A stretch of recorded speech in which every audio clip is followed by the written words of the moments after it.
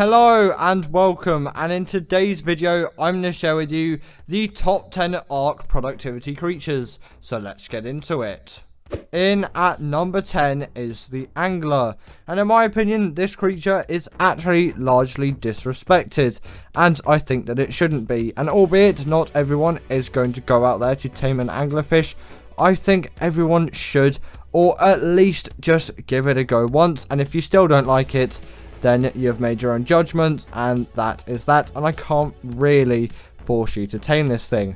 But in terms of its abilities and its great use, this thing is basically the best silica pearl gatherer which you can find, and silica pearls are an extremely useful resource, so why don't you get one of these things to gather those silica pearls up. And also, like the ichthyosaurus, they are pretty fast in the water as well, albeit not as fast, and they do spawn it deeper in the ocean, so they are a little bit harder to tame. But I think at some point you should at least give these things a go, as they have really great silica pearl gathering abilities, and they're pretty fast in the water too, making them pretty great for travel under the seas. In at number 9 is the Castaroides, and this creature is pretty much the best wood farmer. This thing is just full of a wealth of farming capabilities, many of which, pretty much all of which actually, cannot not be mentioned. Don't know why I said not so many times there. But obviously, apart from the chainsaw, which is a little bit OP, this is going to be the best way to gather wood. And it is also a really great swimmer underwater too. And obviously beaver dams are great for silica pearls, rare flowers, rare mushrooms, wood, and cementing paste, which is a kind of another bonus from these things. Obviously that doesn't happen once you've tamed one, but they are pretty great for productivity even if you don't have one tamed, which is really something to say. But their wood gathering abilities, once tamed, are really worth it, and you can gather so much wood with these things. Even in fact, I think they have a 50% weight reduction on wood, and their saddle acts as a portable smithy as well, which is just a nice little bonus which actually fairly few creatures have, and it is actually very exciting to see that the Castaroides has this ability too. Next up we have the Stego, and ever since the TLC 3 update, this is one of my favourite creatures, which I will always go back to in terms of productivity. Compared to something like the Bronto, it is significantly smaller, and obviously from that, it is easier to transport around, and it can gather still a very significant amount of berries, albeit not as much as the Bronto, so if you're a Bronto lover, then just pretend I'm talking about the Bronto instead of the Stego. But apart from berry gathering as well, this thing is great at gathering wood too, albeit not having the best weight stat out there, but it is obviously levelable, and for some reason Microraptors are not able to hit you when you're on this thing, but it probably has something to do with rider protection. But their main kind of utility in terms of their abilities is their plate abilities, namely having the sharpened plate dealing the most amount of damage and just being great for gathering berries. It is the only plate where you can gather berries. Then you have the heavy plate, which is great for gathering wood, and you also do have the hardened plate, which is going to be your turret soaker for you PvP players out there. And I don't know if more offer different rider protection, but I think all of them do just offer rider protection. And also when their tail swings, they can deal bleed damage as well. And as far as I know, they are the they are the only herbivore to be able to do that. So that is a great ability for it to have. Now, the Mwing, ever since its release, has been a highly respected tame, and one which myself I hugely respect. Obviously, in terms of its productivity, this is going to be great for travelling around the map. I'm pretty sure it is the fastest Ark creature when going at its full speed, and obviously it is a glider, so it may not be as useful as a Tropiconathus if you wanted to use that. But the thing is about that, it is significantly harder to tame than the Mwing, and you can't really use it until much later on in the game. I think the Mwing saddle is unlocked at level 19, which is absolutely crazy to think about, and also this thing is ridiculously easy to tame, and can even be your first tame on Gen 2. And I think it's on Fjorda as well, but it may not be, but it definitely obviously is on Gen 2, and they're the only map where I have actually tamed one. Obviously, very easy with a few signposts, or if you're later on, you can use the net gun. Obviously, they're essentially going to act as a portable feeding trough as well, which makes them great for raising up creatures, and they can carry creatures around, which is great as well, and they can even belly flop on bushes and gather berries. There is so much to like about this tame. Next up on the list, we have the Gacha, and obviously you'd expect this thing to be on this list. Obviously not above the number 5 slot, as it is not really too useful on many other maps apart from Extinction, where obviously it is most accessible, and I think it only does spawn on Extinction. Not too sure about that though. Either way, yes, it can be effective on other maps. It is best on Extinction, and also since it's nerf, it isn't the greatest creature anymore for productivity, but I still think it deserves to be on this list, simply because of the idea behind its ability, and the fact that you can still get OP loot from this thing.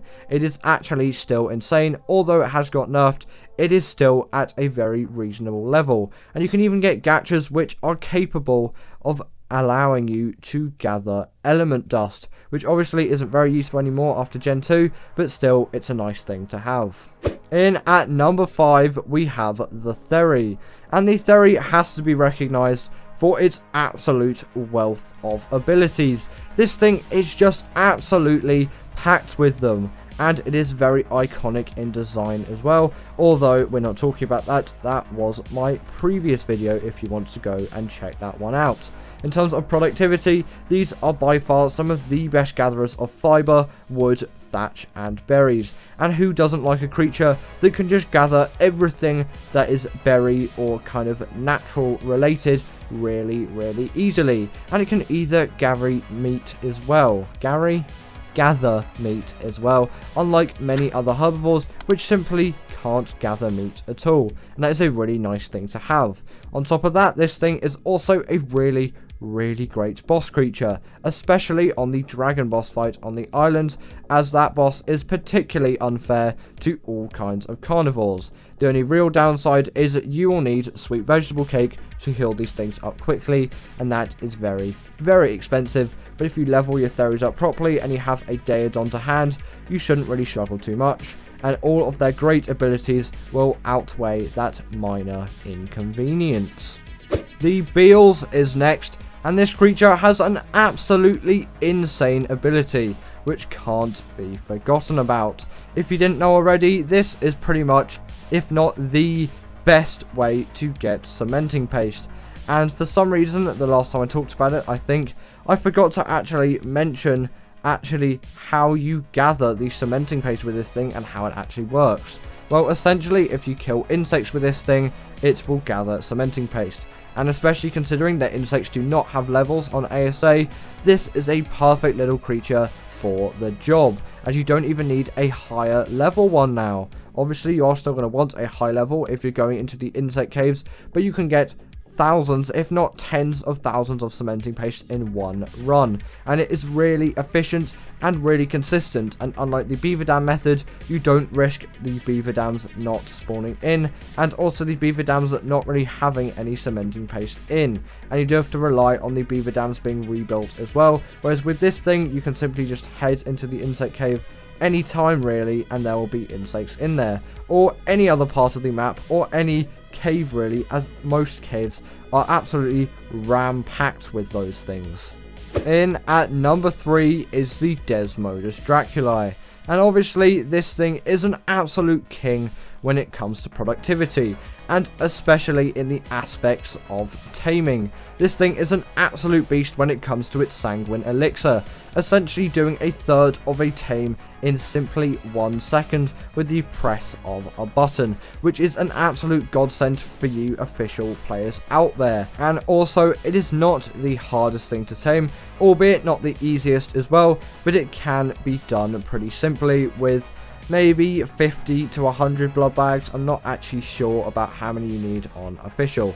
In terms of its abilities though, obviously it can make sanguine elixir, it can grapple onto walls like you're seeing here, similarly to the Tapijara. It also has the glide ability, it can go invisible at night, which doesn't work on extinction obviously, as the wasteland biome, at least I think that's what it's called, doesn't have a night cycle, so sorry I couldn't show that to you today. In at number 2 is the Yankee, and this creature really is basically the epitome of metal gathering. And yes, the Dodic isn't on this list, so I'm going to chuck it in as a little creature duo, although there isn't going to be any B-roll for that creature. But essentially, the Yankee is going to work as your pickaxe, and the Dodic is going to work as your hatchet. But the Yankee, in my opinion, is a slightly more useful version of the Dodic, obviously, as the pick is somewhat more useful than the hatchet, as it has the capabilities to gather the most amount of metal. And on Arc, you're going to need a lot of metal, don't know why I can't speak today, but yes, you're going to need a lot of metal throughout all of your Arc progress, so you really do need to get it in, and the Yankee is a great creature to do that with, as it can gather loads and loads of metal, and it even has a really nice weight stat on top of that, and it's an easy tame too. And when paired with the creature in number 1, you have yourself the ultimate creature combo.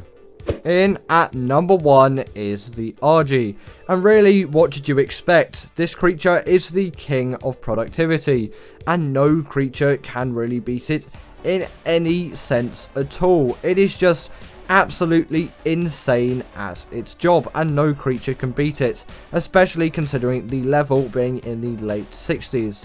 Although not quite level 69, so no Michael Rosen memes in this video.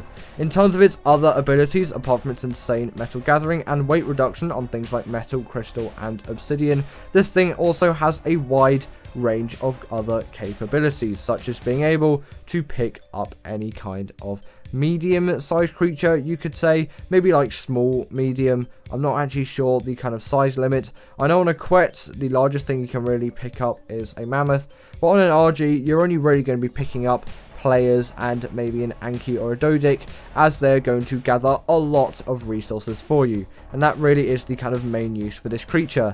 But it does deal a pretty good amount of melee damage as well, making it a good creature for sky combat, and it has enough stamina to fly across the map, the whole map on the island pretty much, and it also does have enough weight to obviously transport all of those resources. Don't know why it stuttered so much there, but it does have a couple of nice little extra things as well, like its saddle being a portable smithy, the same as the Casteroides, and having a nice regen buff when it kills a dead corpse. So shout out to this month's patrons: Karina Thorne, Dominic, Macy, Drewski, sorry about the pronunciation there, Louis, Oren, Levi, McDaniel, Ellen, Martinson, and Jim Fowley. I appreciate all of your support, and if you're not a Patreon, then go join now.